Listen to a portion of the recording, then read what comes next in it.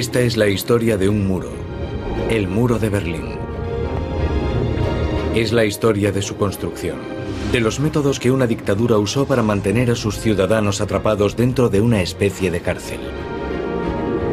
Es una historia llena de fugas, ingenio, valor y osadía, de lo que la gente llega a hacer para conseguir la libertad. Y es la historia de un símbolo profundo, la puerta occidental de la Guerra Fría.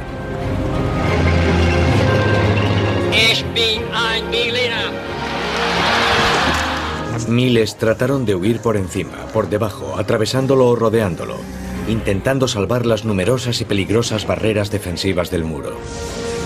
Más de 1000 murieron en el intento.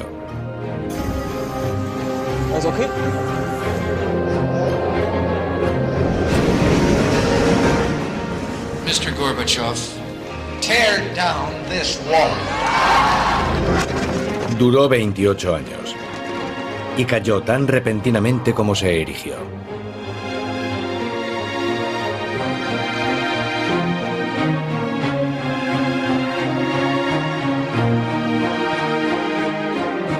La caída del muro de Berlín. 1945. Al finalizar la Segunda Guerra Mundial, habían muerto más de 55 millones de personas y Europa estaba en ruinas. El Ejército Rojo Soviético toma Berlín, a costa de 200.000 de sus soldados. Stalin quiere quedarse con la capital alemana como botín de guerra, pero una vez despejados los escombros, ladrillo a ladrillo, los rusos tienen que compartir Berlín con los aliados occidentales. Eso acabaría teniendo consecuencias desastrosas. La capital alemana y el país acabarán controlados conjuntamente por los 4 aliados vencedores, en 4 sectores divididos. En el oeste, Francia, Gran Bretaña y los Estados Unidos. En el este, la Unión Soviética. Y en el centro de la zona soviética, Berlín vuelve a dividirse. Stalin decía que Berlín Oeste era una espina clavada en la ocupación rusa de Alemania Oriental. Khrushchev lo calificó en público de tumor maligno. Era frecuente que los líderes soviéticos usaran metáforas de este tipo para referirse a la zona occidental de Berlín. En 1948, Stalin bloquea las rutas terrestres hacia Berlín Oeste para forzar la marcha de los aliados occidentales. El puente aéreo americano y británico abastece Berlín Occidental durante 9 meses hasta que Stalin se rinde. Desde 1949 hay 2 estados alemanes. Muy rápidamente ambas Alemanias, pero sobre todo Berlín, pasan a ser motivo de enfrentamiento. Durante 40 años Berlín fue motivo de disputas, no solo entre 2 sistemas ideológicos, sino entre 2 núcleos de poder que deseaban controlar Europa. Alemania Oriental, la RDA, con Berlín Oeste situado en medio. La única frontera aún abierta está en Berlín. Entre 1949 y 1960, hasta 3 millones de alemanes abandonan el este comunista y van al oeste vía Berlín Occidental.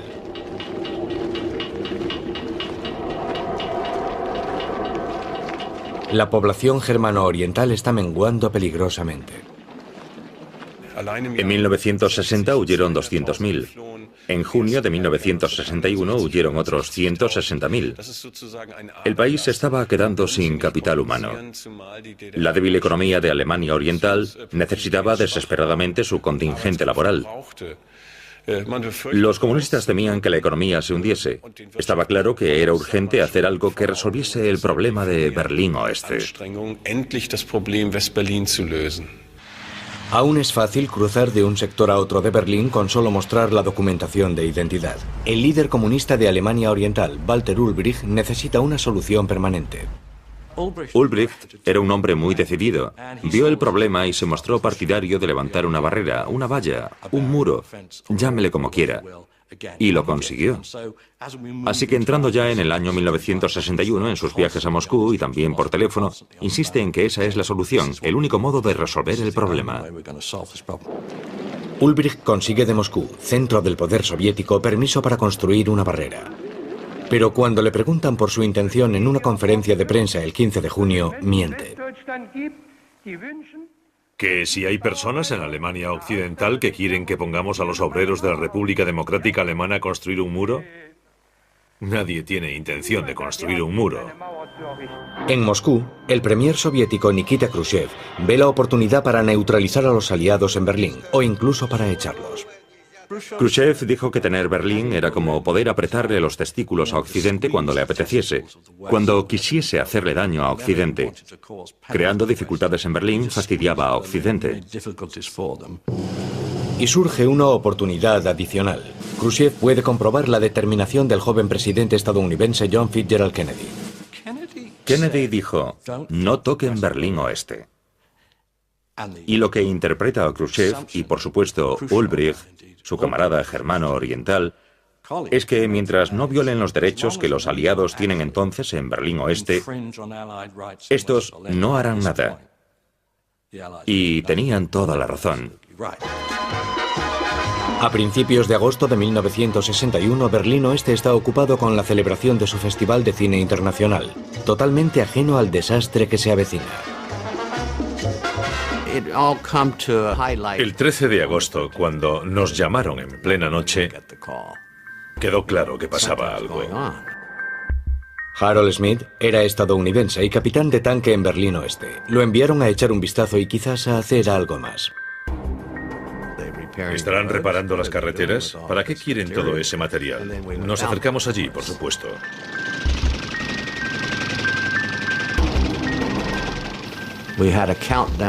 La cuenta atrás estaba en marcha y teníamos orden de derribar aquel muro con los tanques. Pero un minuto antes de hacerlo sonó el teléfono. Era el presidente Kennedy. Le dijo al representante del Departamento de Estado, no toquen ese muro. Todo lo que los aliados pueden hacer es observar. Uno de los soldados del lado oriental es Wolfgang Engels. Nos desplegaron en Berlín el 13 de agosto por la mañana temprano. Nos llevaron a Berlín en camión. Como batallón de pioneros, nos encargaron colocar obstáculos para cerrar las calles. 77 cruces este-oeste quedan cerrados dentro de la ciudad. El 13 de agosto empezaron a poner alambradas de espino, con mucho cuidado de mantenerlas siempre dentro de Berlín Este. Nunca hubo incursiones en Berlín Oeste. Ese día, Alemania Oriental cierra Berlín Oeste al mundo exterior. Quedaría aislado durante los siguientes 28 años. Casi ninguno de los soldados de nuestra parte creyó que la frontera pudiese cerrarse por completo. Pronto, un muro provisional de 156 kilómetros rodea Berlín Oeste y a sus más de 2 millones de ciudadanos.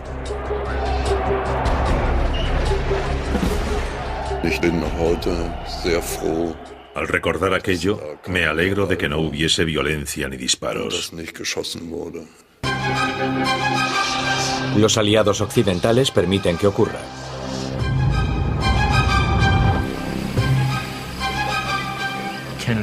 Kennedy tomó la decisión de que protestarían, que se opondrían, pero no declararían la guerra. En pocas semanas, una estructura fronteriza más elaborada va abriéndose paso por Berlín, haciendo casi imposible la huida. Torres de vigilancia, un muro de casi 2 metros de altura coronado con alambre de espino, obstáculos de hormigón para detener a los vehículos, una valla trasera y entre ambos una franja fronteriza, un área despejada para disparar. Después empieza la guerra propagandística. Compatriotas alemanes que vestéis el uniforme de la Policía Popular, estáis aquí día y noche guardando las barreras de ladrillo. No sois estúpidos, sabéis desde hace mucho que las medidas de Ulbricht dañan la paz mundial. Miles de amigos y familias quedan separados. Los berlineses están desesperados. Pero en Estados Unidos están menos preocupados. A Kennedy no le disgustaba que hiciesen el muro. Aquello diluyó a la crisis. Kennedy dijo, salvamos Berlín Oeste. Por tanto, para ellos lo importante no era que las dos partes de Berlín quedasen separadas, sino que los aliados se habían mantenido firmes. Habían evitado consecuencias mayores. El 15 de agosto de 1961, Konrad Schumann aprovecha su oportunidad. Es el primer policía fronterizo que escapa a Berlín Oeste. Las imágenes de su salto hacia la libertad recorren el mundo.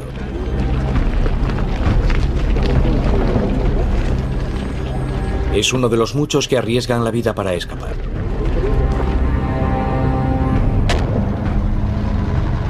Alemania Oriental procede a sellar parques, puentes, casas, tejados y alcantarillas.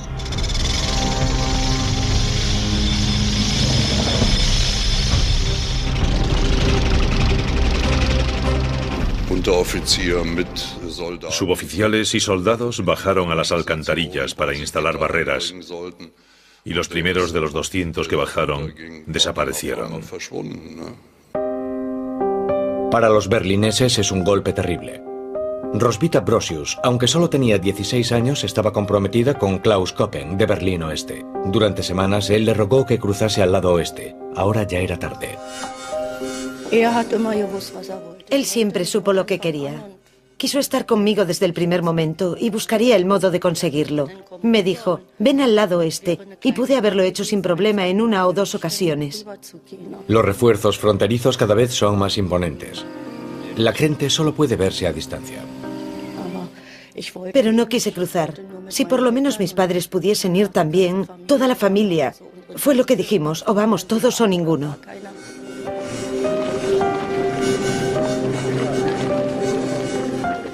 Fue una desilusión, pero nadie sabía cómo acabaría la cosa, qué iba a pasar.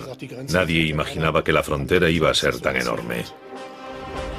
Pero Klaus ya estaba ideando un plan para rescatar a Roswitha. Solo esperaba el momento idóneo. Y no sería nada fácil.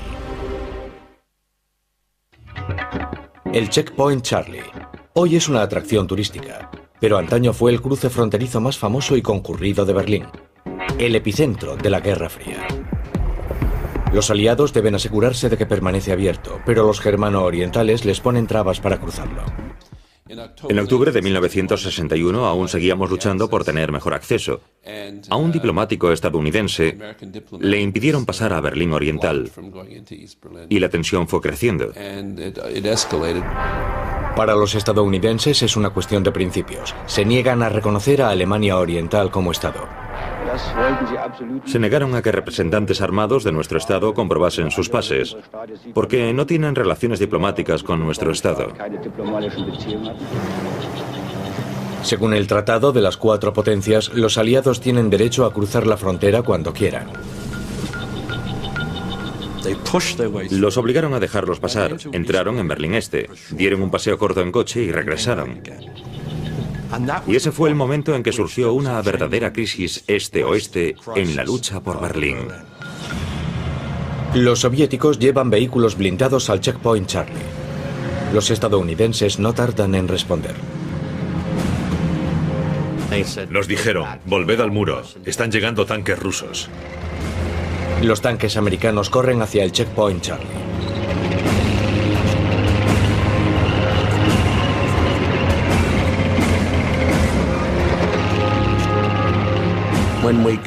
Cuando llegamos allí, yo iba en el primer tanque, así que estaba más cerca de los tanques rusos, que estaban a 250 metros. Demasiado cerca para apuntar con el cañón.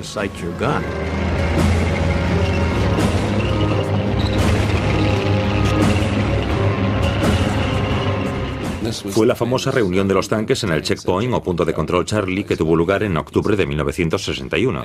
De nuevo, el presidente Kennedy llamó a los comandantes de la zona y supongo que Khrushchev también llamaría a los suyos. Aquellos tanques estaban armados y listos para disparar. Y pudo haberse producido un enfrentamiento fácilmente. Harold Smith pasa 12 horas en primera línea de este desafío entre este y oeste. No teníamos orden de disparar. Ellos no avanzaron. No sé qué nos habrían ordenado si ellos hubiesen avanzado hacia el muro. Pero creo que ellos tenían orden de dispararnos si intentábamos traspasar aquel muro. Fue un momento muy tenso.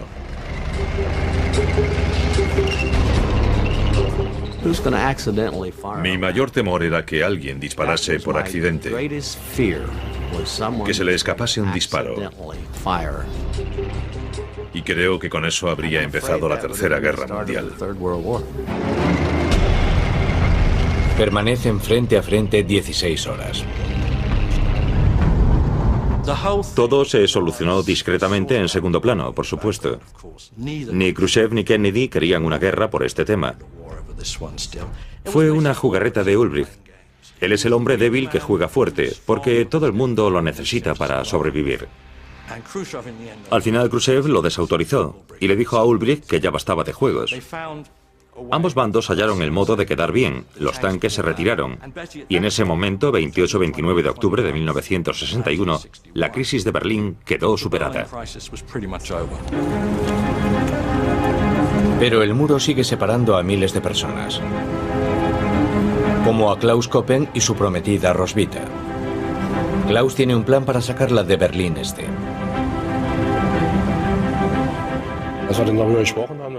Hablamos sobre ello y al fin ella accedió a cruzar sin sus padres. Así que pensamos cómo podría hacerse. Y se nos ocurrió adaptar un Volkswagen Escarabajo. Con su pasaporte de Alemania Oeste, Klaus puede entrar en coche en Berlín Oriental.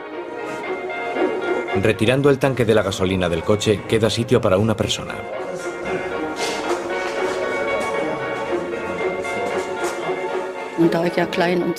Como yo era menuda, Klaus pensó que podría hacerme un ovillo y meterme bajo el capó, donde iba el tanque de combustible. Un pequeño tanque de unos 3 litros irá encima de ella.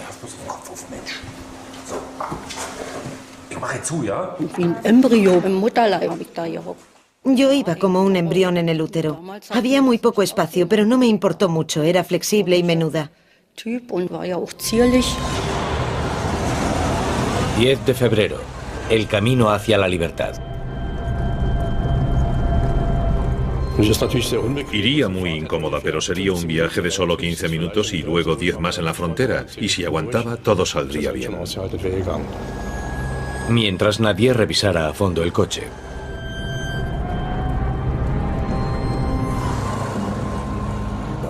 En la frontera todavía no revisaban a fondo cada vehículo.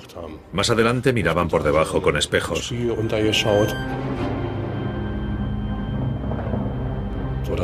Metían una varilla flexible dentro de los tanques de combustible para comprobar su profundidad y si llevaba gasolina o no. Pero por entonces no estaban tan avanzados.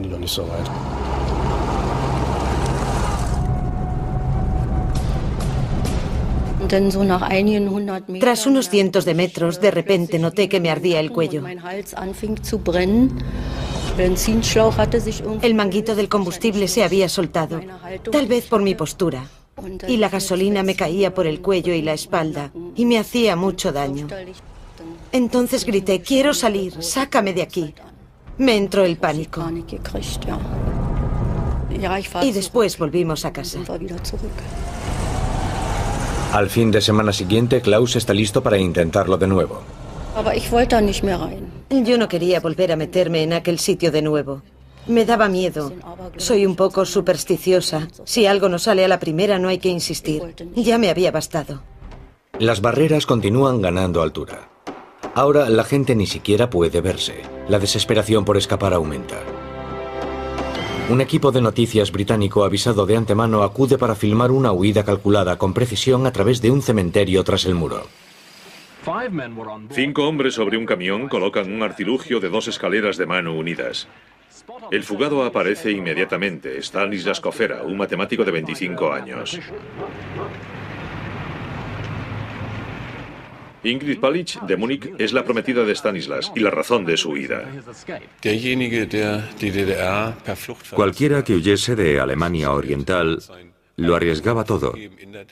Abandonaba su hogar, a sus amigos, arriesgaba la vida. Quien esté tan desesperado vive en una sociedad que no merece la pena. Cientos acaban detenidos.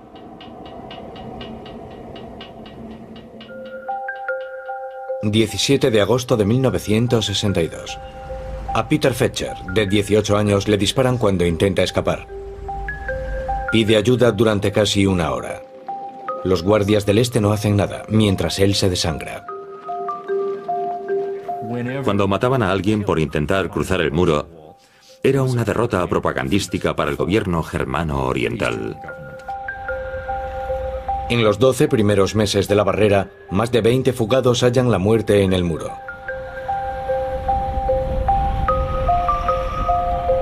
Actualmente, estos carteles recuerdan a más de 130 personas muertas intentando cruzar el muro de Berlín por disparos, ahogadas o al caer de edificios.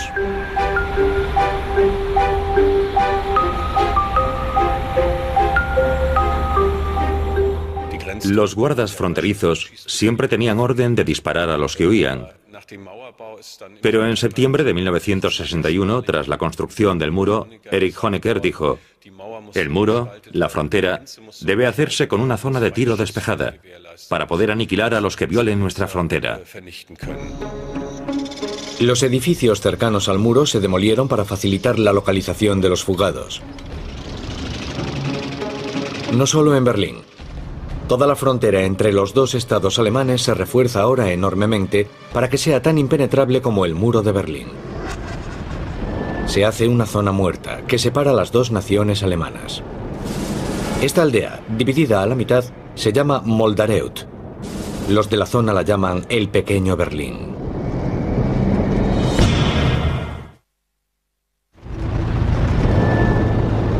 Una intimidante zona muerta separa las dos Alemanias. Esa frontera de 899 kilómetros, más el muro que rodea Berlín, se conocían como Barrera de Protección Antifascista. Requería el enorme contingente de 30.000 guardias fronterizos.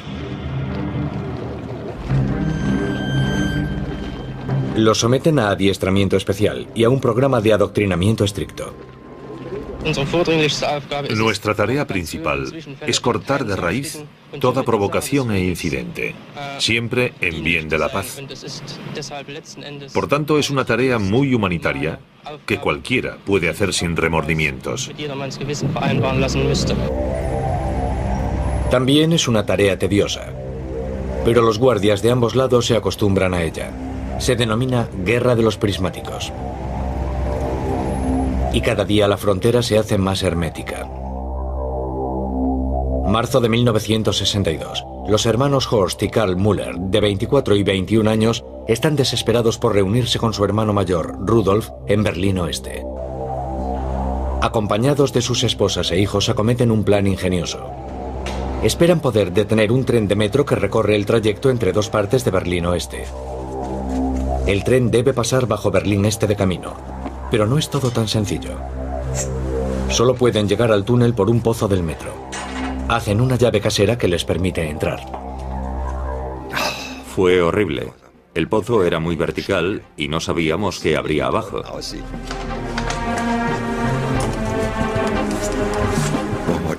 Horst fue el primero en bajar para ver qué pasaba. Tenía que inspeccionar el terreno y si me encontraba con algún policía debía librarme de él. El pozo está desierto.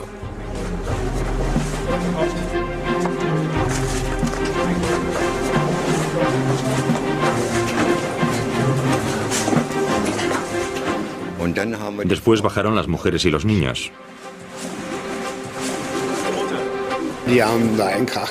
Bajaron haciendo mucho alboroto y la escalera resonaba, fue increíble.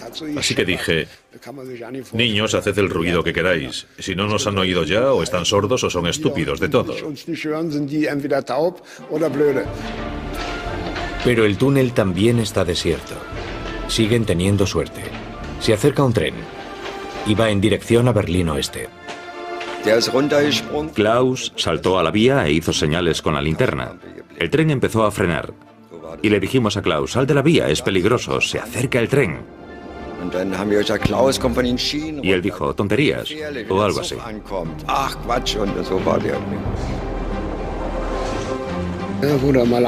El tren fue aminorando y se detuvo.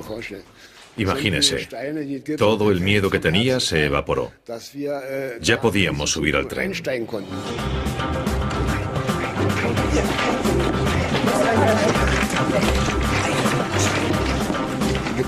Subimos rápido. En el vagón iban muchas personas y sabían exactamente lo que estaba pasando. 11 personas, entre ellas niños, estaban huyendo.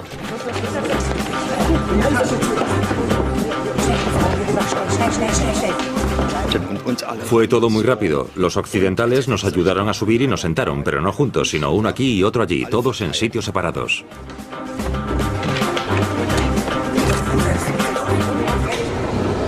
Pero aún están bajo Berlín Oriental.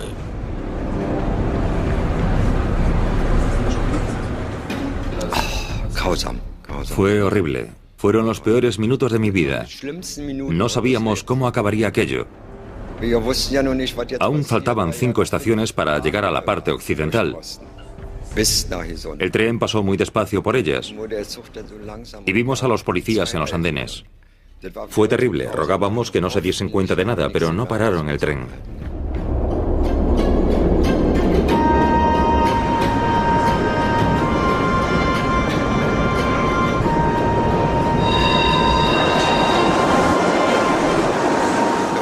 Logramos cruzar y llegar al otro lado, y entonces se desató la emoción.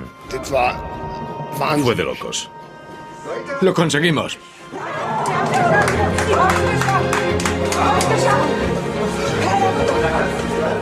Todos los del tren saltaron y nos abrazaron, y gritamos de alegría.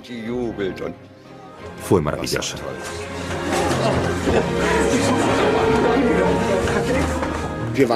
Estábamos muy contentos. No se puede imaginar lo contentos que estábamos. No se puede describir con palabras. Éramos libres y estábamos contentos de que los niños estuviesen bien y nuestras esposas también. Lo primero que hacen es visitar a su hermano Rudolf, que se había mudado a Berlín Oeste en 1960. Suena el timbre de mi apartamento y me encuentro a mis hermanos en la puerta. Primero nos miró atónito y luego sonrió de oreja a oreja. Me quedé perplejo y pensé, no puede ser verdad. ¿Ha venido también mi mujer? No hacía más que mirar. No pudimos llevarnos a su mujer. La estaban vigilando todo el tiempo. La casa estaba bajo vigilancia todos los días. Se ponían delante de ella y la vigilaban. Cuando se erigió el muro, Rudolf ya había escapado a Berlín Oeste. Su esposa Trauchen y sus 2 hijos iban a huir también. Pero cada mes que pasaba, la esperanza de la reunión menguaba. Desde entonces, Rudolf busca el modo de sacarlos de allí sin éxito. No es fácil sorprender a Rudy, pero se quedó boquiabierto. No podía articular palabra y rompió a llorar. Después, le prometimos solemnemente que empezaríamos a idear un plan para rescatar a su esposa e hijos.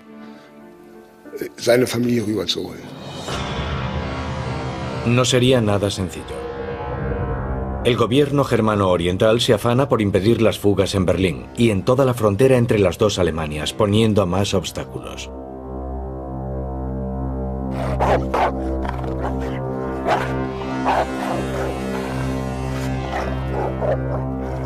Y también ofrece incentivos a los guardias. El miembro del comité central encargado de la seguridad en los años 60 era Erich Honecker. Lo informaban de inmediato sobre los intentos de fuga exitosos y fallidos. Por ejemplo, cuando mataban a alguien, Honecker firmaba los documentos, el informe de la Stasi, y la recompensa o felicitación para los guardias.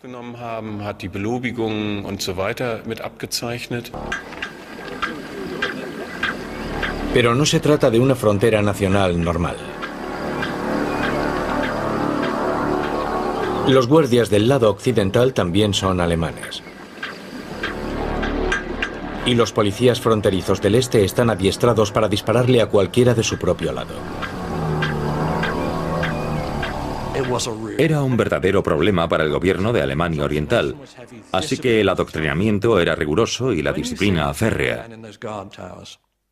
Recordemos que aquellos jóvenes de las torres de vigilancia tendrían que disparar, si era necesario, contra cualquiera que intentase escapar, aunque fuese alguien que hablase su mismo idioma, que hubiese crecido en su misma ciudad, que fuese de su mismo ambiente. ¿Cómo pueden esperar de mí que dispare contra mi primo Gunther? En Berlín Oeste, el alcalde Willy Brandt solo puede ofrecer buenas palabras. Queremos que no se vuelva a disparar contra nadie. Y en pleno Berlín Oriental, hay un soldado germano-oriental que tampoco quiere disparar contra nadie.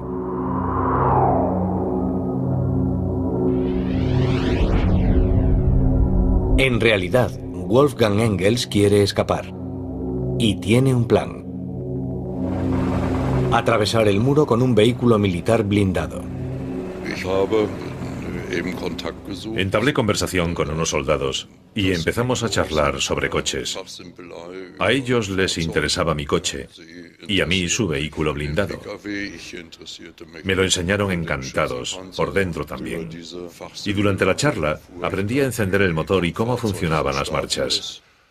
Todo lo necesario para ponerlo en marcha. No insistía mucho, preguntaba como por casualidad. ¿Cómo funciona eso? Enséñame eso.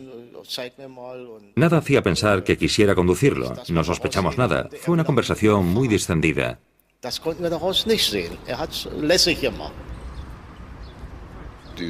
Los soldados y sus oficiales se fueron a cenar y yo me quedé por allí. Dije que tenía cosas que hacer. Y en cuanto se marcharon, me subí al vehículo, encendí el motor y me puse en marcha. 17 de abril, 5 de la tarde.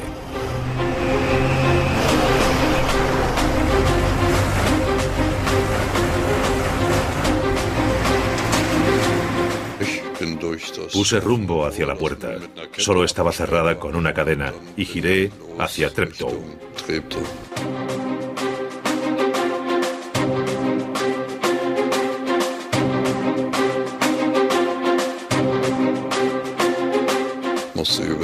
Tuve que ir por la Stalinale y llegué al único semáforo que por entonces estaba controlado por un policía desde una garita.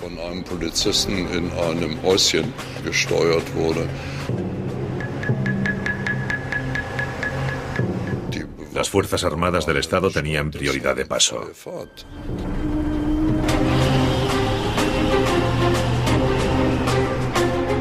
«20 kilómetros para la libertad». Ahora lo están siguiendo. La suerte está echada.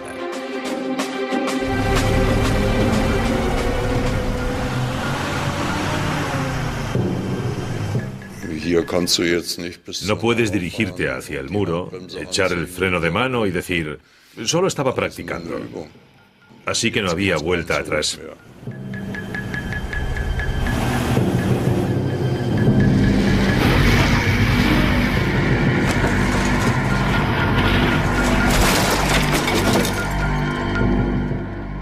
El vehículo aún estaba en Berlín Oriental, en esa parte del muro. Mi primera reacción fue salir y me encontré en medio de las alambradas de espino.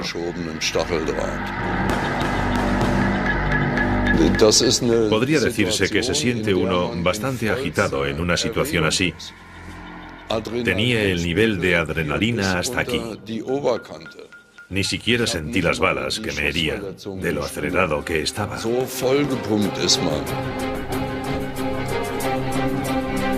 Está malherido.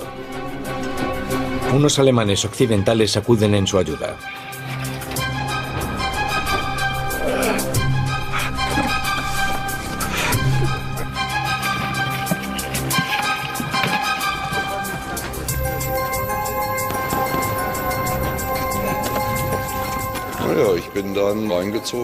Me llevaron a un bar y desde el suelo vi etiquetas en las botellas que solo conocía por anuncios.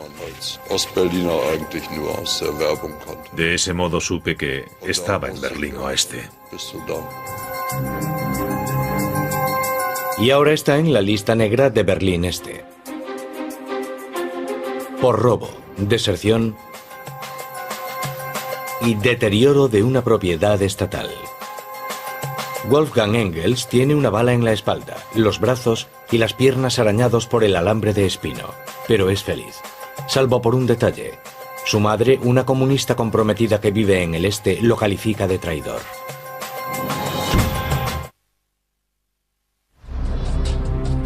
Los constructores del muro de Berlín responden a cada intento de fuga reforzando sus defensas. En los años siguientes, sustituirán las piezas de hormigón delgado por placas de hormigón y acero en forma de L. Cada una pasa de los 3 metros de alto y pesa 3 toneladas. Cualquier vehículo que embista contra el muro chocará contra la base de la placa, y su propio peso mantendrá el muro en pie. El muro se ha convertido en un protagonista de la Guerra Fría.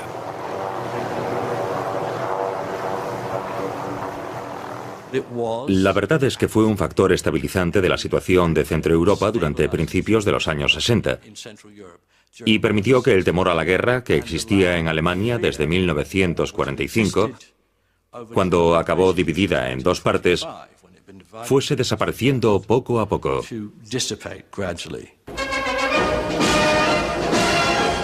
En junio de 1963, John Fitzgerald Kennedy al fin visita Berlín Oeste.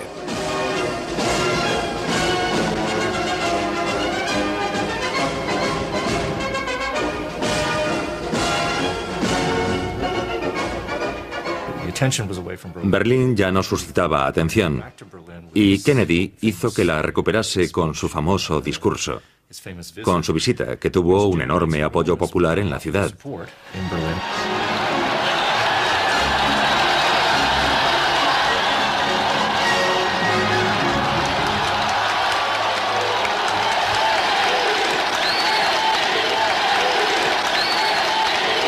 As a free man, I take pride in the words, Ich bin ein Berliner.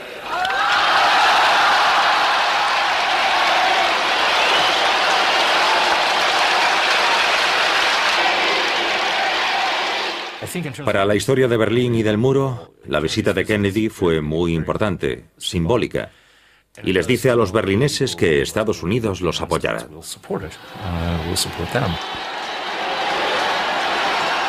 Después, Kennedy dirá que al ver el muro personalmente había comprendido su brutalidad.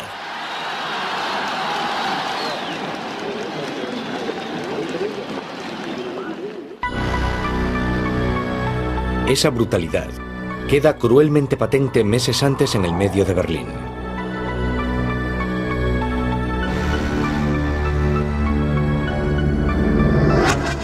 En mayo de 1962, Rudolf Müller y sus 2 hermanos menores al fin idean un plan para reunir a Rudolf con su familia. La construcción del muro lo había separado de sus 2 hijos, Bernd y Christian, ahora de 8 y 5 años de edad, y de su esposa Trauchen. Detuvieron a mi mujer una vez por saludar con la mano y la interrogaron. La tuvieron encerrada un día entero con los niños y le dijeron bien claro: su marido está al otro lado. Lo sabemos todo sobre él. Sabemos qué clase de hombre es. No volverá a verlo. No podrá cruzar el muro. Nos encargaremos de ello. Los 3 hermanos Müller, ayudados por amigos, empiezan a excavar un túnel. Quieren llegar hasta el lado oriental. El túnel recorrerá solo 23 metros desde un cobertizo del lado oeste y pasará bajo el muro. Al principio casi no avanzábamos nada. La tierra era como hormigón, pero de repente se hizo más fácil. Además estaba el problema de sacar la tierra del túnel, lo cual fue más difícil a medida que avanzábamos y el aire estaba más viciado. 4 hombres por turno, en 4 turnos diarios de 6 horas.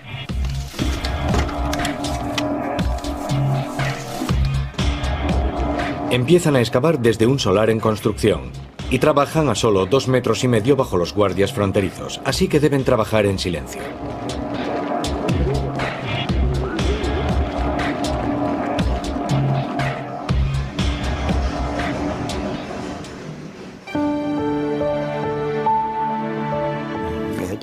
Aunque me hubiese arrancado la piel, no habría dicho ni pío.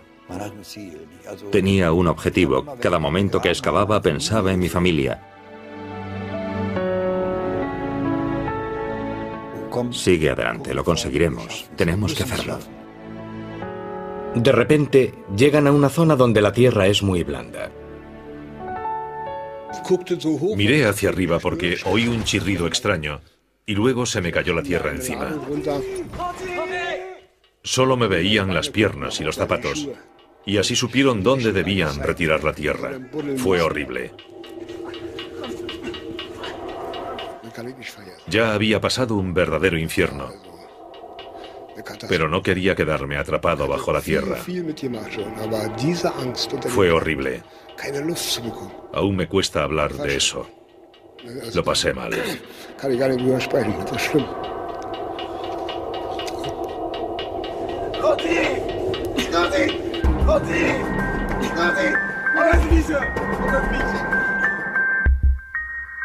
El 18 de junio, después de excavar 3 semanas, los hermanos alcanzan su objetivo.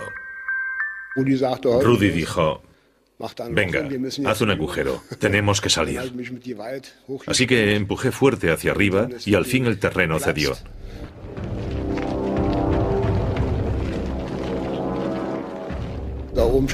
Había un armario sobre el agujero. Cuando di el empujón se levantó y cayó con gran estrépito, pero lo habíamos conseguido. A Rudolf le ofrecen un arma.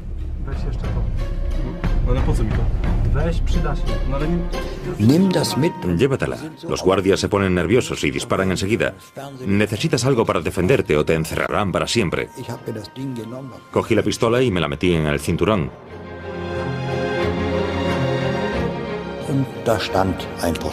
Había un guardia por allí. Me acerqué a él y le hice un gesto de saludo.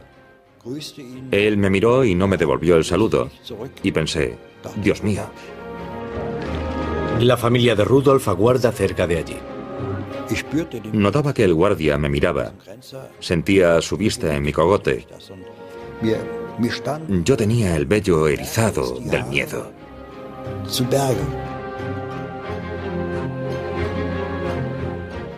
El guardia ya debía de sospechar algo, estaba alerta. Y después de un rato, Rudy volvió con su familia.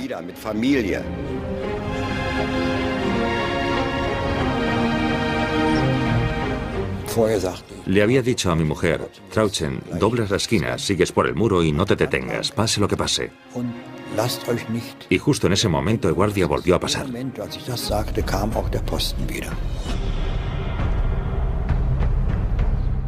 ¡Alto! ¡Alto! Yo me detuve, los otros siguieron andando un poco. Dije: no haga tonterías, acaba de verme, vamos a una fiesta de cumpleaños. Lo dije en tono tranquilo, como hablamos en Berlín. Pero el guardia no me escuchaba, estaba nervioso. Se le veía en la cara. Estaba muy nervioso. Dijo: que la mujer y los niños se detengan. Levantó la metralleta y yo pensé: se acabó. Va a disparar. Estoy seguro de que si hubiera disparado, los habría matado a todos. Cogí la pistola, apunté hacia el guardia y apreté el gatillo. Ocurrió todo al mismo tiempo. Rudy le disparó al guardia en defensa propia y un policía de la torre de vigilancia también empezó a disparar. Y de repente el guardia se desplomó. Me entró el pánico y grité: corred, corred, corred. La familia se echó a correr, la mujer y los niños, y el policía de la torre disparaba contra los niños. Vi que las balas daban en el suelo. Y después entraron en el agujero. Gracias a Dios entramos todos. Yo fui el último. Después vinieron los guardias corriendo. Me pareció que solo habían tardado unos segundos y al momento empezaron a disparar dentro del sótano, al interior del túnel. Los fugados tienen suerte. La forma del túnel los protege de las balas.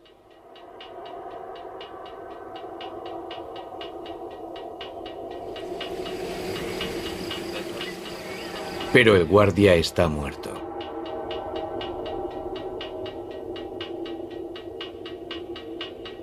En ese momento no hubo nada de qué alegrarse. Me sentí muy mal. En Alemania Oriental, Reinhold Hund se convierte en un mártir. El joven guardia fronterizo tenía 21 años cuando cayó víctima de las balas del asesino.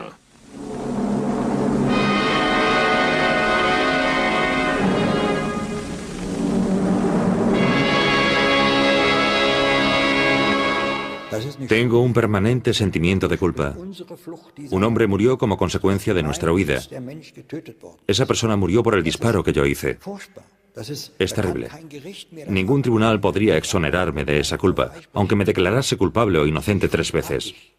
Llevo esa culpa encima y no me liberaré de ella mientras viva. El muro hizo de Rudolf Müller un criminal y una víctima. En 1964 se habían excavado más de 70 túneles del oeste al este y del este al oeste, liberando a más de 250 personas. Pero la policía secreta germano-oriental, la Stasi, encontró una solución: infiltrar espías entre los posibles desertores aún antes de que empezaran a excavar. En los años 60, ambos bandos ven que tendrán que convivir con el muro para bien o para mal. The people of West Berlin, for the first time in years, are able to cross the wall. Época navideña. El primer deshielo tímido en las relaciones. Y con él, el muro se convierte en un éxito para el régimen de Alemania Oriental. Se ha dicho que el muro fue como el segundo nacimiento de la RDA. Le dio al Estado la oportunidad de estabilizarse y de ver qué podía hacer por la gente, qué tipo de vida podría darle al pueblo.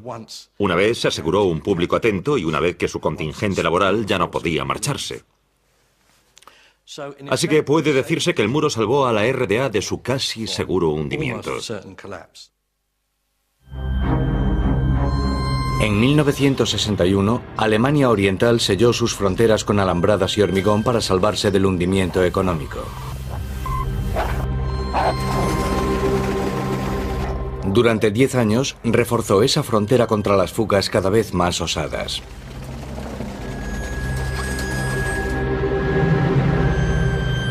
En mayo de 1971, un nuevo dirigente llega al poder en Alemania Oriental: Erich Honecker. Aunque en apariencia parece más moderno, el muro sigue siendo el símbolo público de su control estatal absoluto. 900 kilómetros de barrera fronteriza entre las dos Alemanias, con más de 1000 torres de vigilancia y 50.000 guardias. 60.000 armas automáticas conectadas a cables trampa. Campos minados, sembrados de minas antipersona de tipo 66, del tamaño de un plato. Para cualquier alemán del este que aún quiera huir, es casi imposible.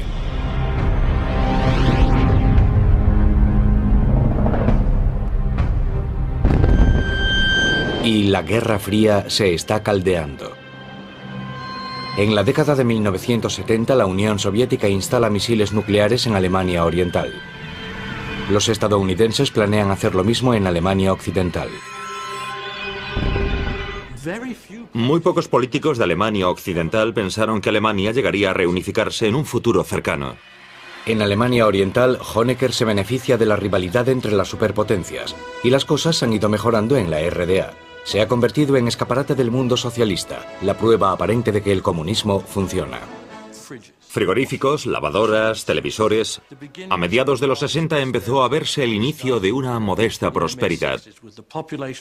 Estabilizada la población, cuyos sectores instruidos ya no se marchan a Alemania Occidental, se alcanzó una situación en la que la gente percibía que no se vivía tan mal.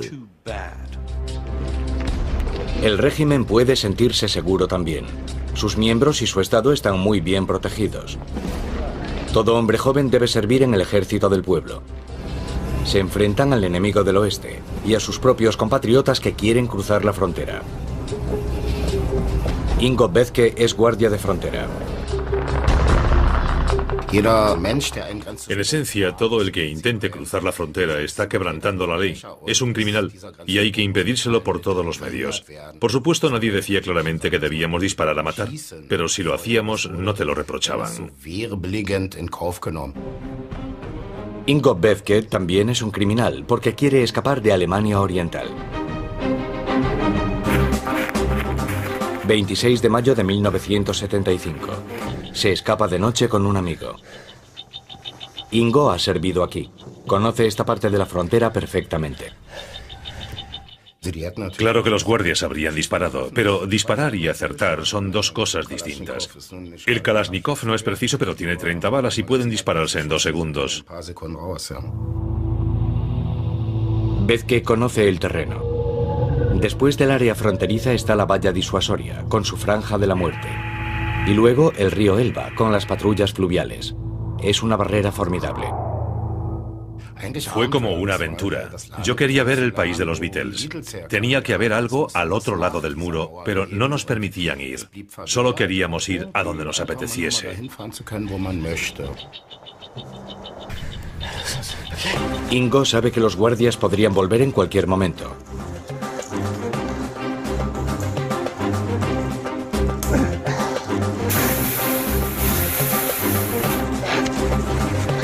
Ahora llegan al siguiente obstáculo, el campo de minas.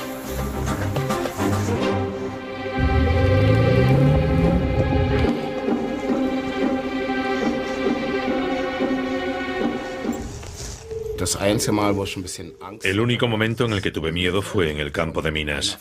Decían que si pisabas una mina, te arrancaba parte del pie, o tal vez hasta el tobillo, pero no la pierna entera. Llevábamos una pequeña pala. Si al tantear con ella el suelo estallaba una mina, no nos pasaría nada, pero luego tendríamos que correr. Fue el único momento en el que estuve nervioso. Aparte de eso, la noche era oscura y nadie nos vio. Siguiente tarea: hinchar las colchonetas en la orilla del río Elba.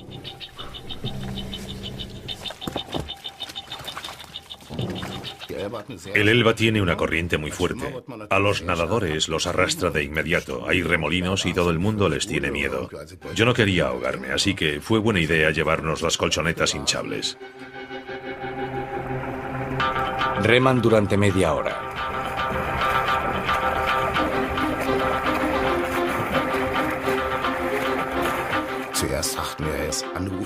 Al principio pensamos que nunca conseguiríamos llegar a la otra orilla.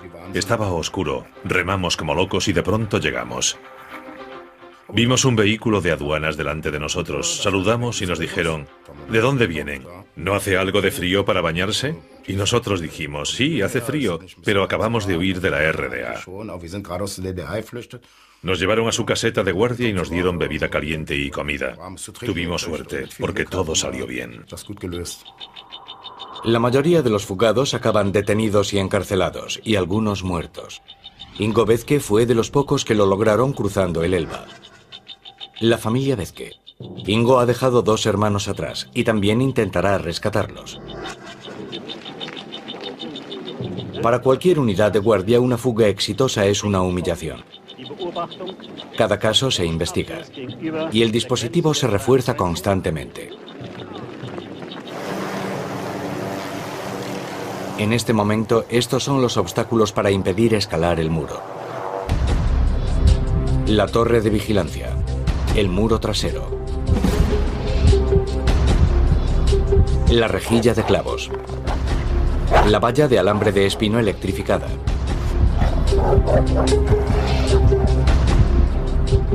perros, cables de alarma. Y también hay una trampa para los guardias. En la arena rastrillada, por ejemplo, quedaban las huellas. En otras palabras, si estando en la torre de guardia ves a alguien intentando huir y miras hacia otro lado esperando que nadie se dé cuenta, y esa persona consigue llegar al otro lado, la culpa te la llevarías tú. Porque tras la fuga habrá una investigación exhaustiva. Verán las huellas en la arena al lado de tu torre y deducirán lo que pasó. Así que estarás metido en un buen lío. El Estado alemano oriental es fuerte. Erich Honecker ha obligado a su pueblo a respetarlo. Ahora quiere que el mundo reconozca a su Estado. Por una parte buscaban respetabilidad, querían que los viesen como un Estado que funcionaba, que estaba al mismo nivel que los demás. Pero al mismo tiempo no querían dar a sus ciudadanos la libertad que ser miembro de la comunidad internacional permitía. Distensión es el término imperante. En la década de los 70 se consiguen varios acuerdos internacionales importantes. Bien está lo que bien acaba. Al fin, el régimen consigue reconocimiento mundial a cambio de conceder un poco más de libertad a sus ciudadanos. Técnicamente ahora tenían libertad para desplazarse, para elegir dónde trabajar y de expresión. Los gobiernos comunistas con frecuencia firmaban esos manifiestos y acuerdos internacionales, pero no permitían que se pusiesen en práctica en su territorio. En lugar de ello, dieron aún más altura al muro.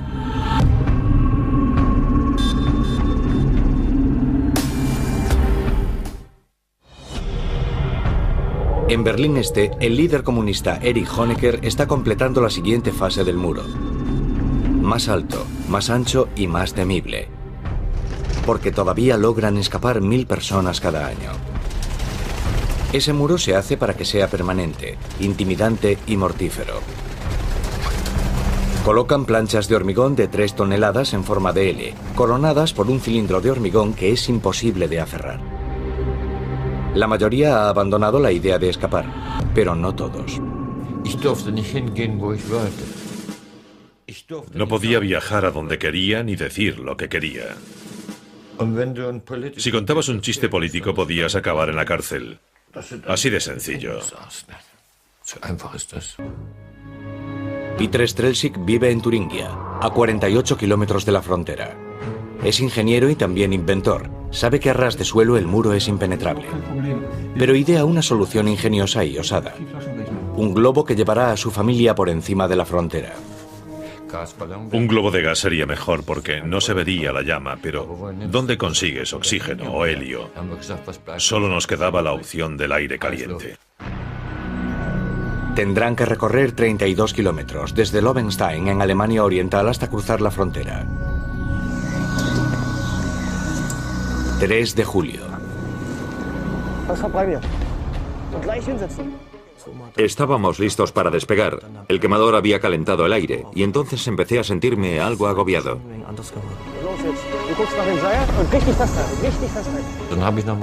Abrí a tope el quemador y lentamente ascendimos por encima de los árboles.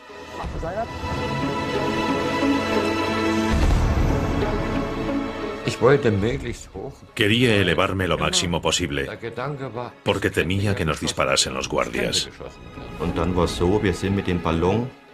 Luego, a unos 1200 metros, el globo entró en una nube. La cúpula empezó a absorber agua y empezamos a descender rápido. Acaban aterrizando en un bosque. ¿Pero dónde? No sabíamos si estábamos en Alemania Occidental o en la Oriental. Entonces ven algunos indicios decepcionantes.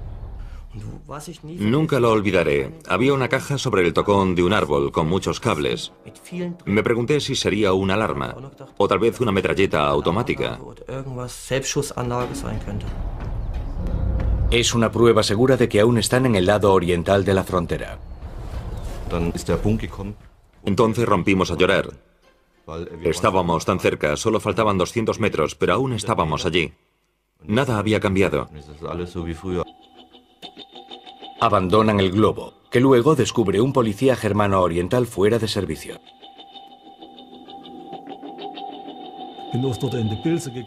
Había salido a buscar setas y vi el globo allí colgado. Pero no dije nada porque me habrían arrestado y me habrían reprendido. ¿Qué estaba haciendo allí?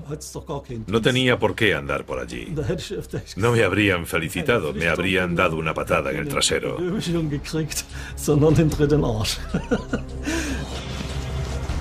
17 días después, la Stasi encuentra el globo.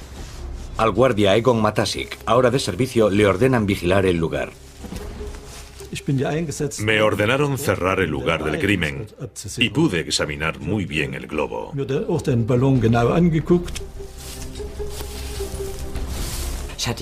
Me olvidé el álbum de fotos allí, pero volví a buscarlo y con las prisas me olvidé mis medicinas.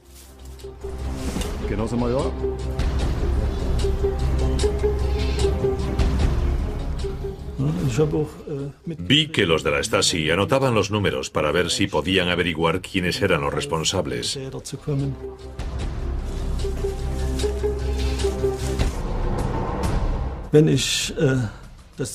Si los hubiese avisado antes, habrían empezado a buscarlos enseguida y ya habían pasado 2 semanas. La Stasi pide información en un periódico.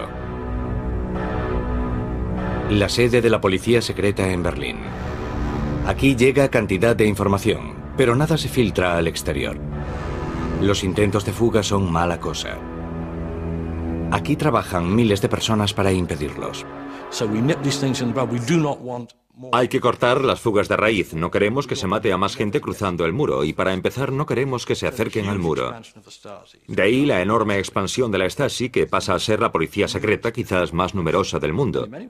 Y en muchos sentidos, por desgracia, la de mayor éxito de la historia. Elaboran informes secretos sobre cada intento de fuga, cada declaración antigubernamental, cada pequeño detalle. Mientras tanto, la Stasi sigue el rastro de las pistas.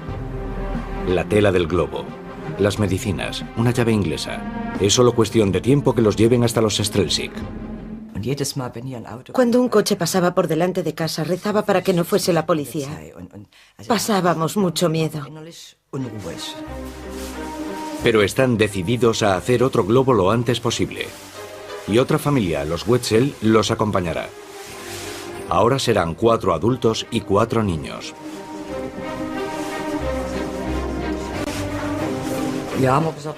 Había que hacerlo mayor. Ahora seríamos 4 más. Había que comprar la tela y había que empezar todo de nuevo. No podíamos comprarla toda de una vez porque así nos localizarían enseguida. Así que compramos la tela en pequeñas cantidades y en distintas tiendas. Necesitamos 1.240 metros cuadrados de tela, lo que bastaría para hacer una pequeña carpa de circo.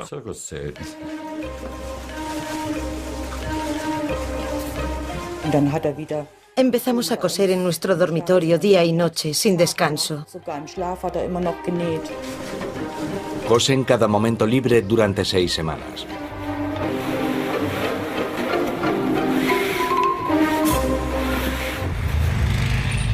...16 de septiembre de 1979. Dijimos, hoy el viento es perfecto. No habrá noche mejor que esta para hacerlo. Un claro oculto del bosque será el lugar de despegue. Vamos, bajad. Venga, rápido, bajad todos. Vamos. Había un silencio sepulcral, ni un ruido, nada. Lo único que se oía era el quemador cuando soltaba gas. Pero aparte de eso no había ningún ruido. El silencio era absoluto.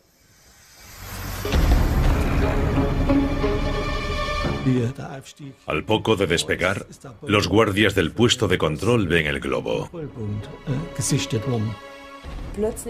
De repente vi que hacia donde nos dirigíamos había luces de reflectores.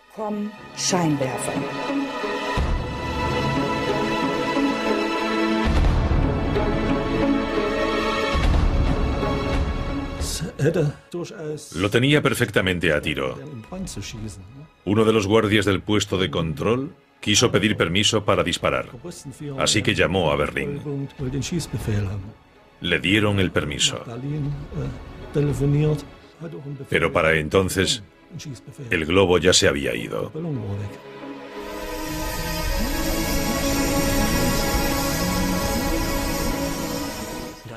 Luego el quemador empezó a fallar, porque el gas se había acabado. La llama se apagó y entonces pudimos ver la parte superior de la cúpula. Tenía un gran agujero arriba, justo en el medio. Yo había cometido un error. Abrí a tope el quemador y se abrió un agujero en la cúpula, a 25 metros de altura. Era muy peligroso.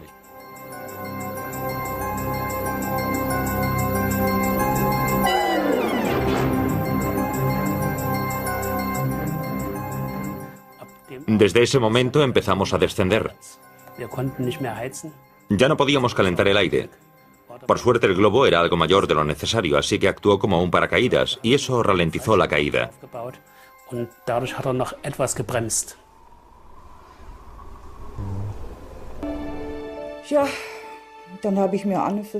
Yo rezaba para que no tuviesen que rescatarnos medio muertos. Me puse en paz conmigo misma. Ya se imagina la calma que se puede tener en un momento así.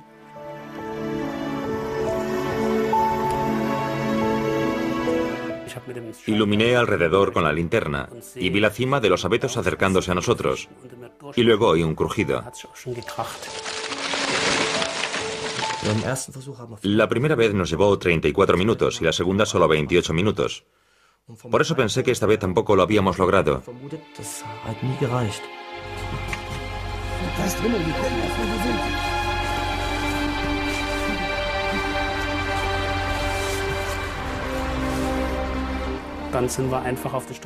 Salimos a la carretera y paramos un coche.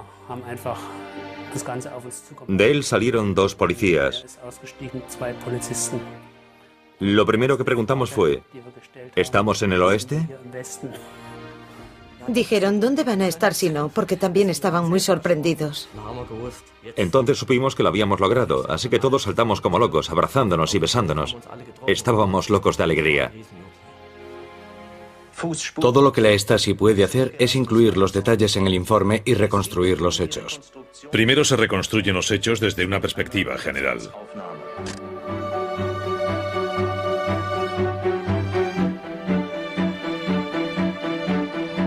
La fuga de la familia Strelczyk sale en la prensa del mundo entero.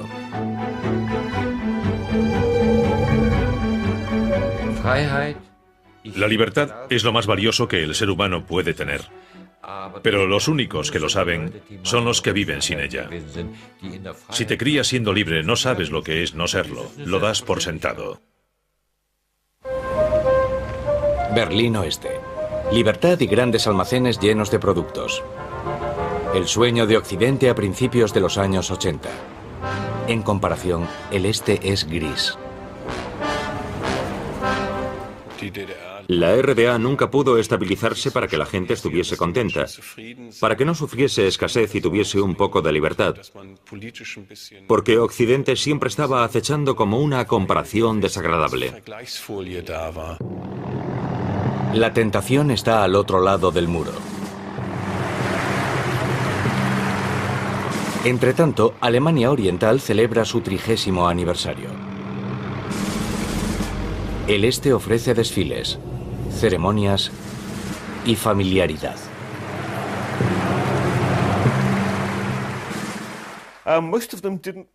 En el este muchos pensaban, puede que allí se viva mejor, pero yo vivo aquí, podemos tener problemas, pero tal vez podamos mejorarlo todo si nos quedamos.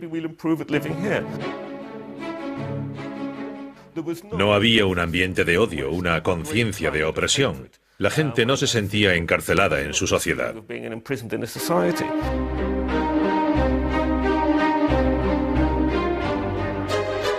Pero había una cosa que sí odiaban. La mayoría de la gente sabía que los alemanes occidentales se habían vuelto muy viajeros. Y les fastidiaba que lo mejor que podían esperar los del este era ir una semana al lago Balaton de Hungría o un viaje a Praga.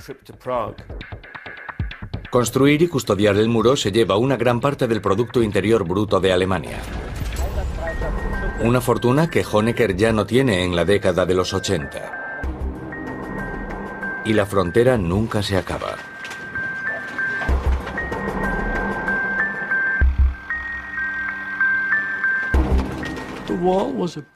El muro era una carga enorme para un país que a menudo sufría financieramente. Pudo costar hasta 1.000 millones anuales mantenerlo durante los 28 años siguientes. 1.000 millones de marcos alemanes, 511 millones de euros anuales. Y aún así no puede impedir que se fugue la gente.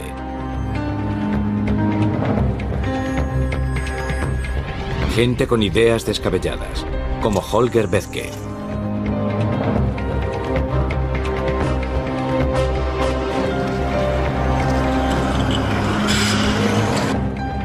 La familia Bethke.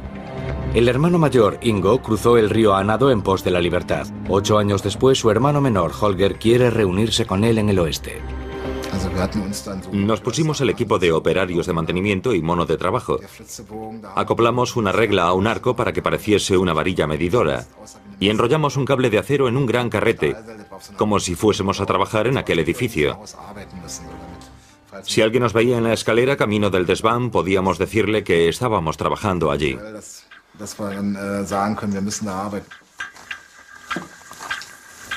Es el día 31 de marzo.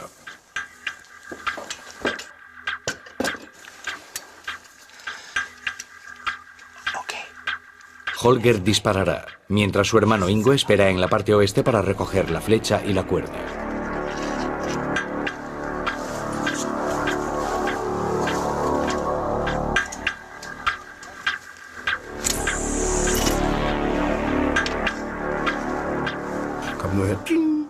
Oí un ping y pensé, maldita sea, ha caído en un árbol.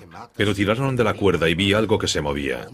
Miré más de cerca el árbol y la vi. La había localizado. Los otros dos se pusieron muy contentos. Yo cogí la cuerda y empecé a tirar. Un cable de acero va sujeto a la cuerda de nylon y lo pasan al otro lado.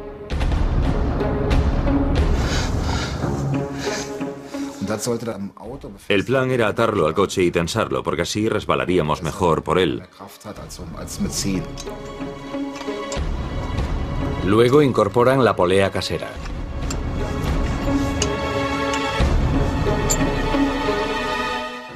No sé si miré hacia abajo. Creo que estaba tan nervioso que solo miré hacia adelante pensando, tienes que conseguirlo, tienes que conseguirlo. Espero que nadie dispare, que no se den cuenta.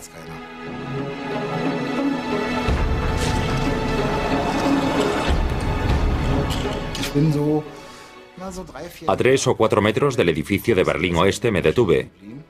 La polea no seguía adelante y solo quedaba un pequeño trecho.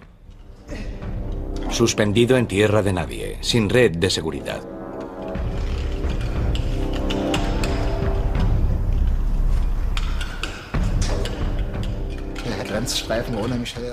La franja de la frontera estaba muy iluminada. Había focos cada 10 o 15 metros que iluminaban hacia abajo. Así que si miraban hacia arriba desde la torre de vigilancia, verían un resplandor blanco y es probable que no viesen nada más. Desde luego esperábamos que aquellas luces potentes nos ayudasen un poco a que no nos viesen enseguida, porque estábamos justo encima de ellos. Y entonces vi a mi compañero que venía rodando cara a mí. Al fin lo habíamos conseguido, estábamos en el oeste. Encontraron un punto ciego entre dos torres. Después los germano-orientales hicieron una nueva torre para asegurarse de que aquello no volviese a ocurrir. Podría decirse que hicieron una torre en recuerdo de mi hermano. El muro. Para unos cuantos artistas es el mayor lienzo del mundo, la galería del lado oriental. Visto desde el oeste está tan concurrido como Berlín Occidental. Una atracción turística que separa dos mundos.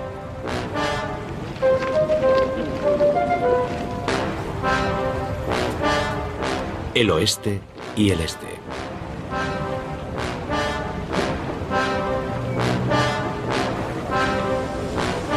Erich Honecker sigue hablando maravillas de su república. Todos tienen su sitio en la República Democrática Alemana, sin importar sus ideas políticas ni su religión. Las cárceles están llenas de críticos con ideas distintas a las del régimen.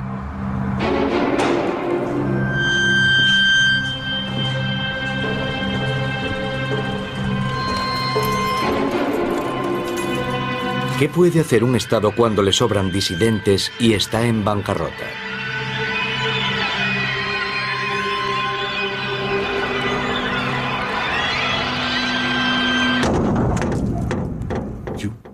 Haces un trato con los alemanes occidentales según el que les envías a los disidentes. Es decir, primero encarcelas a esas personas y después haces un trato y dices, os damos a estas personas a cambio de marcos occidentales, de preciados marcos occidentales. Alemania Occidental compra la libertad de esas personas, pagando hasta 34.000 euros por cada una. La venta de 35.000 disidentes ayuda a Alemania Oriental a esquivar la bancarrota, y Occidente le concede grandes préstamos. Pero con una condición. Las trampas con armas de la frontera deben desaparecer. Honecker no se opone. Él no piensa en el pasado, solo le importa el futuro. Y la verdad es que en los años 80 estaban planeando un muro con tecnología avanzada, es decir, con medios informáticos, que por entonces ya permitirían crear un muro que necesitase muy poca intervención humana para controlarlo. Y nadie podría acercarse a él sin que lo detectasen los sensores y las cámaras. Así era el muro 2000 de Erich Honecker. Unos detectores de vibraciones, infrarrojos y láser activarían unas alarmas cuando detectasen a un fugado.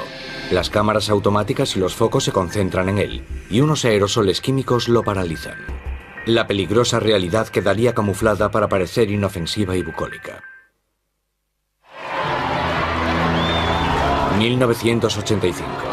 En el Kremlin hay un nuevo dirigente comunista, Mikhail Gorbachev, y empieza a hablar de paz. El presidente estadounidense Ronald Reagan está decidido a reanudar las negociaciones. Llega a Berlín en julio de 1987. Esta imagen, reproducida millones de veces, de Reagan ante la puerta de Brandenburgo, tuvo una repercusión tremenda. Así que con aquel discurso conseguimos de sobra nuestro objetivo. Mr. Gorbachev, tear down this wall. Reagan fue el primer presidente desde hacía mucho tiempo que no veía la Guerra Fría como algo eterno.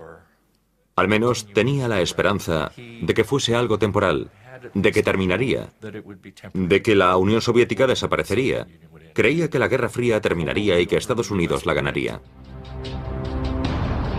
Tras este deshielo entre el este y el oeste, Honecker visita a su homólogo en Alemania Oriental, Helmut Kohl.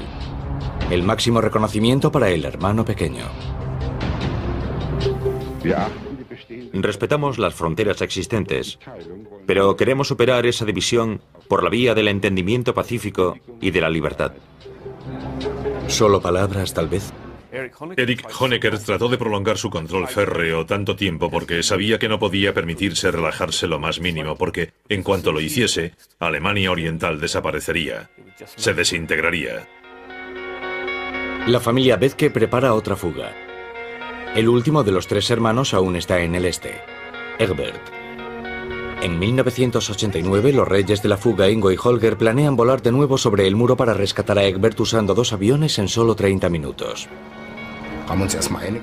Primero compramos un microligero y aprendimos a volar en él, nosotros solos. Sufrimos un montón de percances, destrozamos 3 hélices, mandamos varios motores al desguace y también rompimos un ala. Aprendimos por experiencia.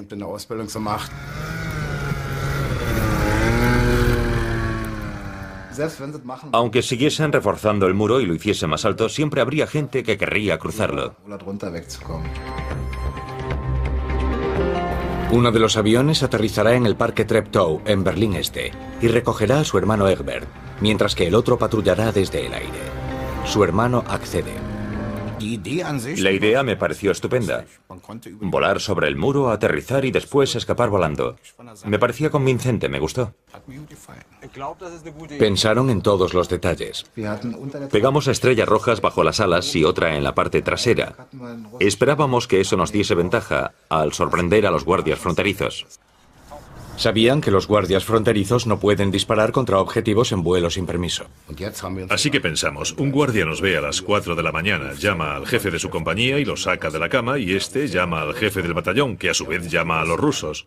Y la cosa se va dilatando. Hasta que alguien devuelve la llamada y para entonces ya nos habremos ido. 26 de mayo de 1989, en un campo deportivo de Berlín Oeste. Llevamos el camión hasta el campo y a medianoche empezamos a descargar los aviones. Los habíamos montado y desmontado tantas veces que ya lo hacíamos sin problema.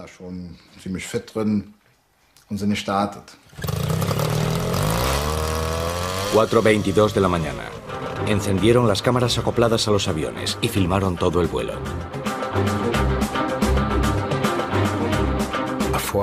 Estábamos nerviosos, pero en cuanto despegamos, los nervios desaparecieron, aunque estábamos muy tensos. Yo tuve que levantar el visor porque no veía nada, estaba muy oscuro. Encienden la radio e intentan contactar con Egbert. Después de despegar empezamos a preguntar por radio. ¿Estás ahí? Pequeñín, ¿estás ahí? Debía tener cuidado. Estaba dentro de un arbusto, cerca del camino. No podía ver nada por culpa de las hojas. Todo estaba cubierto. Y si alguien pasaba por casualidad paseando al perro y oía una voz en el arbusto, podía llamar a la policía, así que tenía que hablar muy bajito. Ingo, ¿me oyes? De repente oí su voz. Sí, estoy aquí. Gracias a Dios, pensamos. Recibido, vamos de camino. Recibido también. Entonces supieron que yo estaba allí y yo que ellos venían de camino, pero no supe nada de ellos hasta después de despegar. Claro que vamos para ahí. Ya tengo el muro delante. Cambio. Vale, os espero. El punto de encuentro es el Parque Treptow de Berlín Este. Pero entonces ven algo grande en el lugar de aterrizaje. Nos sorprendió ver que había un circo ambulante en el parque. Debían de haberlo montado el fin de semana. Quedaba un espacio muy justo para aterrizar por culpa de aquel circo ambulante ruso.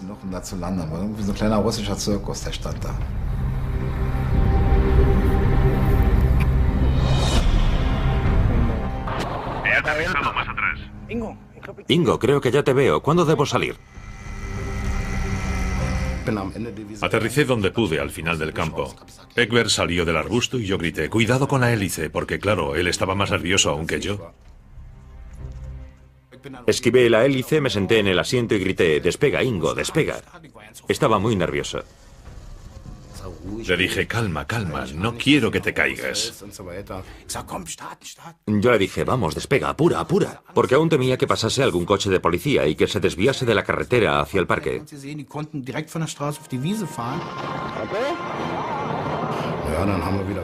Entonces cogí potencia y despegamos de nuevo.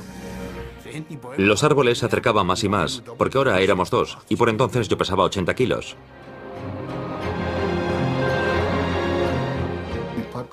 Yo di una vuelta completa y entonces los vi delante de mí, despegando.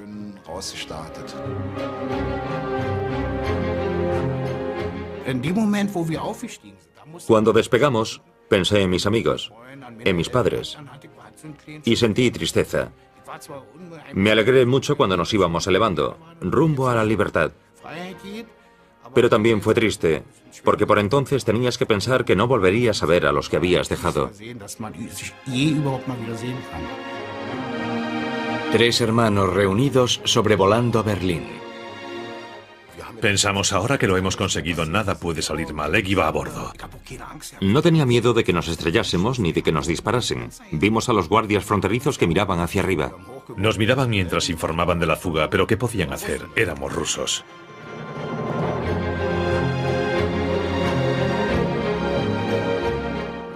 Y entonces pusimos rumbo hacia el Reichstag.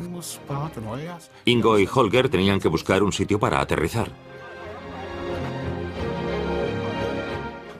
Hicimos un aterrizaje perfecto. Hemos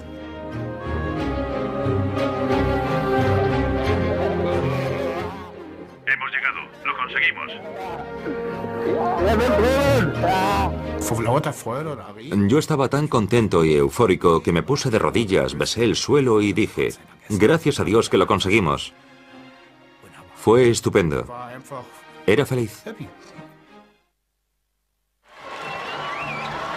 7 de octubre, 40º aniversario de Alemania Oriental. Por lo que respecta al secretario general comunista Erich Honecker, el país seguirá existiendo eternamente. Pero el premier soviético Mikhail Gorbachev piensa algo distinto. Planea reformas. La gente gritaba, Gorbi, sálvanos. Y creo que ahí fue cuando la presión existente dentro de Alemania Oriental se encontró con el movimiento de reforma interior del Partido Comunista y llegó el momento decisivo en el que de pronto se vio claro que las bayonetas rusas no iban a salvar a Honecker.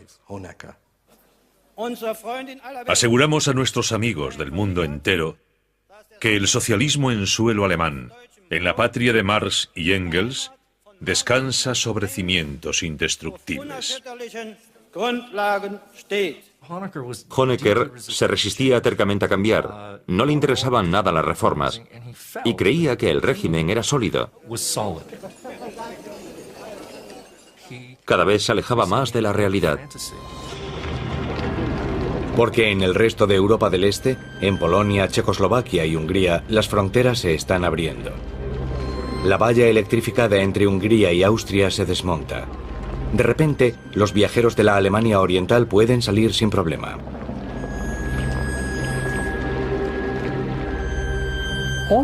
En los árboles había clavos y colgaban las llaves de ellos, las llaves del coche, de casa. Lo dejaron todo atrás. Yo vivo en una casa con muchas cosas, no puedo imaginarme yéndome y dejándolo todo. Estaban desesperados. El corresponsal de CBS News, Alan Pichi, está en la Embajada de Alemania Occidental en Praga, donde cientos y luego miles de alemanes orientales se han refugiado. Al fin les dicen que Alemania Occidental ha accedido a acogerlos.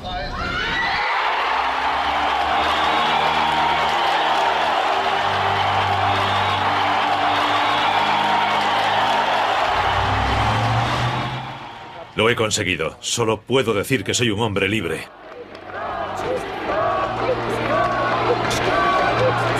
El premier soviético Mikhail Gorbachev se niega a intervenir para proteger a Alemania Oriental, pero da un consejo.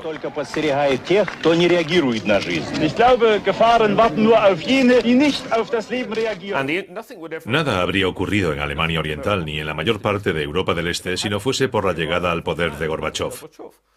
Él fue el primero en decir, no vamos a enviar los tanques. Pero el régimen de Honecker no se rinde.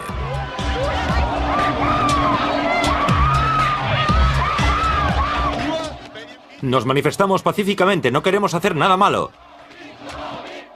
Fue la mayor manifestación que habían hecho en su historia y al verlos pensé, están aquí, no podrán detener esto, no podrán impedir que la gente hable, ni que se reúna, y la gente no tiene miedo de reunirse. Se ha terminado. Las autoridades han perdido el control por completo. El genio ha salido de la botella, la pasta de dientes se ha salido del tubo, o como quiera expresarlo. El portavoz del Politburó germano oriental, Günter Schabowski, anuncia el 9 de noviembre de 1989 que por primera vez los ciudadanos germano-orientales pueden viajar libremente al extranjero. Un periodista le pregunta que cuándo, y él contesta de inmediato.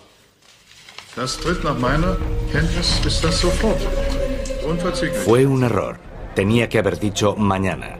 La noticia se propaga como el fuego. 3 horas después, en los puntos de control, los guardias fronterizos están totalmente desprevenidos. Cogimos nuestro equipo, fuimos a toda prisa al checkpoint Charlie y allí estaban, la gente cruzaba a montones. Las puertas estaban abiertas, los guardias habían desaparecido y la gente pasaba sin trabas. Era como una fiesta callejera enorme. Pasaban cantidad de trabans, aquellos cochecillos oxidados del lado oriental. Los alemanes occidentales gritaban de alegría y la gente se abrazaba. Fue un momento maravilloso.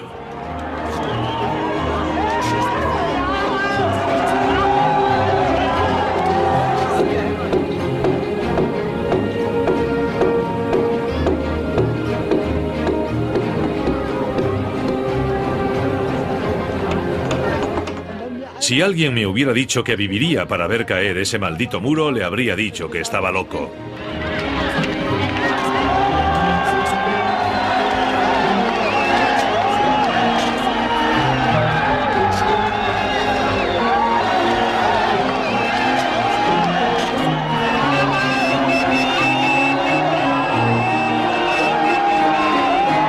Pero no todo el mundo está contento.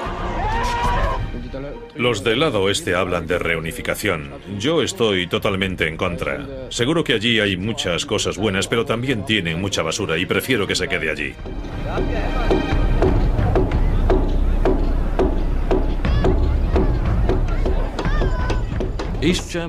Alemania Oriental desapareció como si hubiese sido un sueño desagradable. Y lo que más me fascina de ese lugar es que antaño parecía artificial, y ahora desapareció como el humo en cuestión de unos meses. El 3 de octubre, un año después de caído el muro, Alemania estaba reunificada. Fue el fin del comunismo.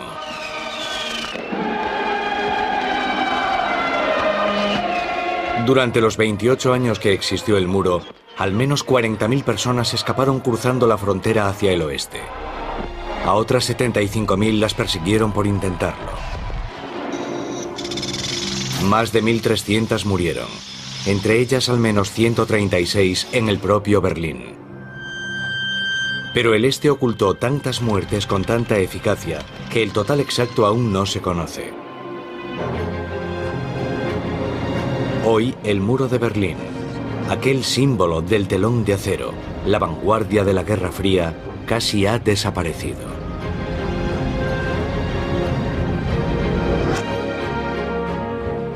Hay restos de él en museos de todo el mundo. Algunos fragmentos acabaron como recuerdos turísticos, pero la mayor parte del hormigón y el acero que integraba el muro se recicló para ayudar a reconstruir Alemania, antaño un país dividido.